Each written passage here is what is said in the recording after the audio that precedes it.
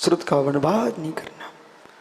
समझ में नहीं आए तो किसी विद्वान योगी आचार्य से समझ लेना, तब भी समझ में नहीं आए तो श्रद्धान कर लेना, लेकिन श्रुत का विपरीत श्रद्धान करके मिथ्यात्व का प्रसारण मत कर देना।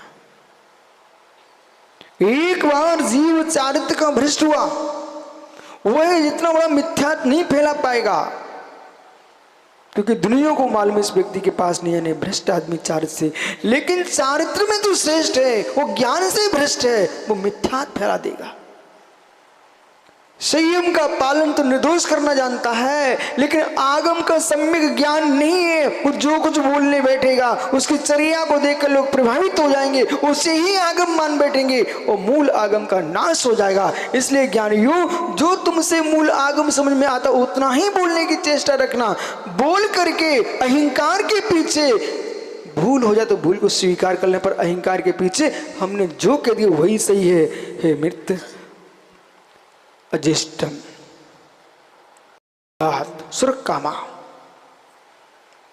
इस सूत्र का प्रयोग अष्टसहस्री ग्रंथ में बहुत व्याख्यान किया। इस पर किसी ने स्वान कर दिया, किसी ने मित्र इसका अर्थ पुराना धान किया, तो किसी ने बकरा अर्थ कर दिया।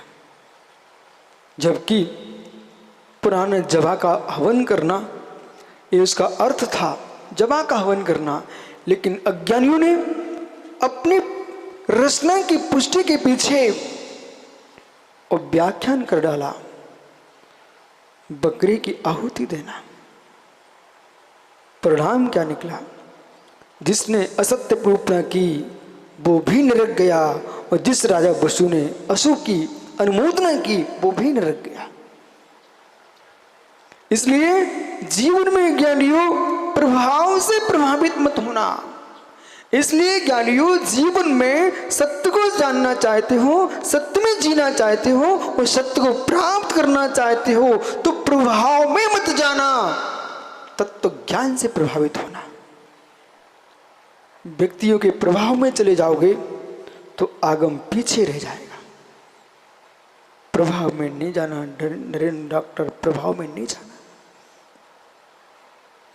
प्रभाव मात्र सत्य नहीं होता,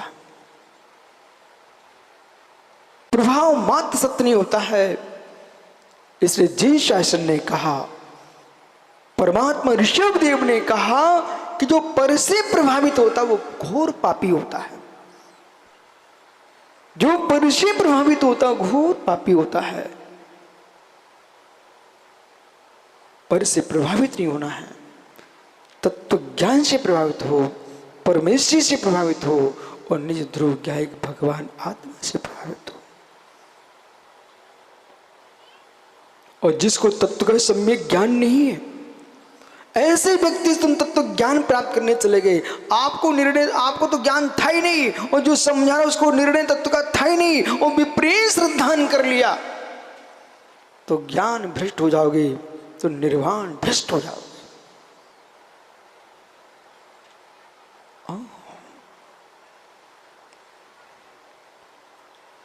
बल्ब है विक्रांत, उसमें दो बाहरें ऋण और धन,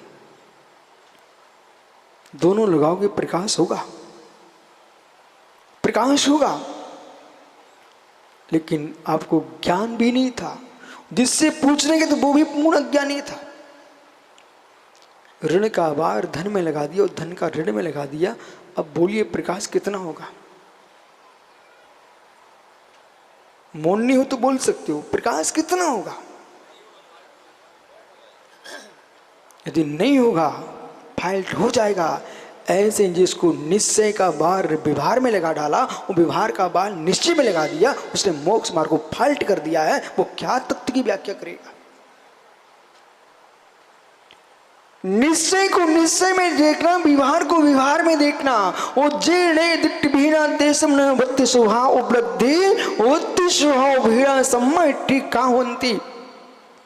जेड़े दिट्टी विहीना, जे नेकी दृष्टि से विहीन है, ऐसे लोग वस्तु स्वभाव को प्राप्त नहीं कर सकते हैं। और जो वस्तु स्वभाव को नहीं पा सकते हैं वे सम्यक दृष्टि कैसे हो सकते हैं? जो सम्यक दृष्टि नहीं हो सकते हैं वे मेरे मित्र मोक्ष मार्गी कैसे हो सकते हैं? जो मोक्ष मार्गी नहीं हो सकता है वो मोक्ष को कैसे प्राप्त कर सकता है?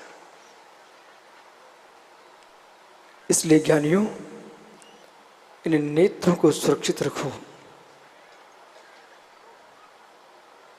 और ये आंखें फूट भी जाए तो चिंता नहीं करना, पर श्रद्धा की आंख नहीं फूटना चाहिए।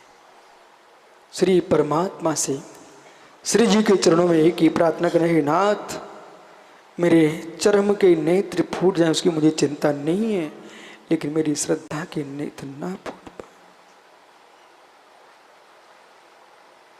चर्म के नेत्र से नहीं दिखेगा तो बाहर का रास्ता नहीं दिखेगा, पर श्रद्धा का नेत्र नष्ट हो गया तो मोक्ष मार्ग नहीं दिखेगा।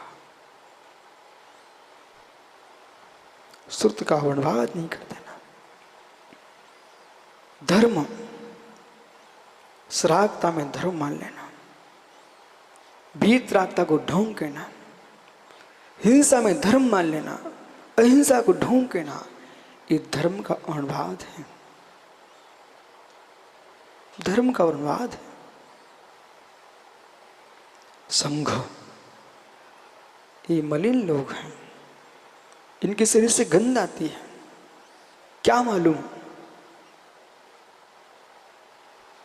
कपड़े उतार के ही मोक्ष होगा। हम तो चतुर्थ गुणस्थान में ही स्वानुभूति ले लेते। हे मित्र, स्वान अनुभूति अलग है। भोगों में स्वान अनुभूति तो आ सकती है, भोगों में स्वान अनुभूति तो आ सकती है। शुद्धात्मा की स्वात्मानुभूति तो निर्गंत योगी को आती है। स्वानुभूति और स्वात्मानुभूति दोनों में अंतर पकड़िए, मैं क्या बोल रहा हूं। स्वानुभूति, स्वानुभूति नहीं समझे? ओह, जो चारों कक्षाओं में लिप्त है, 24 प्राज्ञाएं के परिग्रह में लिप्त है, आर्तोध्यान में आकंठ डूबे हैं, ऐसा जीव जो नारियों के पीछे घूम रहा है, स्वान जैसा स्वानुभूति तो हो सकती है, शुद्धात्मा अनुभूति चाहिए। अंतरंग बहिरंग परिग्रह त्याग करेगा जीव, तभी जीव शुद्धात्मा की अनुभूति को प्राप्त कर सकेगा। सुविदित शुद्धो शय्यम विगत रागो समणो शिव दुखो भरंति शुद्धो गोती। प्रवचन सारजी में भगवत कुंद कुंद देव ने 14वीं गाथा में लिखा, सुविदित शुद्धो, जिसने सूत्रों को, पदार्थों को अच्छी तरह से जान लिया है, ऐसा निर्गंत वीतरागी तपोधन शुद्धात्मा की अनुभूति ले शुद्धोपयोग को प्राप्त होता है। सामान्य रूप से चतुर्थ गुणस्थानवर्ती जीव अपनी गुणस्थानजन्य आत्मा की अनुभूति को प्राप्त होता है।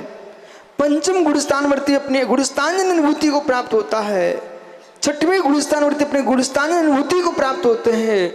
लेकिन जैसा वीतराग संज्ञा को प्राप्त है, ऐसा शुद्धोपयोग की अनुभूति सप्तम गुणस्थानवर्ती जीव से प्रारंभ होकर के मित्र 12वें गुणस्थान तक होती है। प्रथम से लेकर तृतीय गुणस्थान तक तारतम से अशुभ उपयोग होता है। चतुर्थ गुणस्थान से लेकर के मित्र 6वें गुणस्थान तक जीव के क्रम से तारतम से शुभ उपयोग होता है। सप्तम गुणस्थान से 12वें गुणस्थान तक जीव शुद्धोपयोग को प्राप्त होता है। 13वां 14वां गुणस्थान जो है उस शुद्धोपयोग का फल है, वो सिद्ध परमात्मा। कारण समय सार और कार्य समय सार।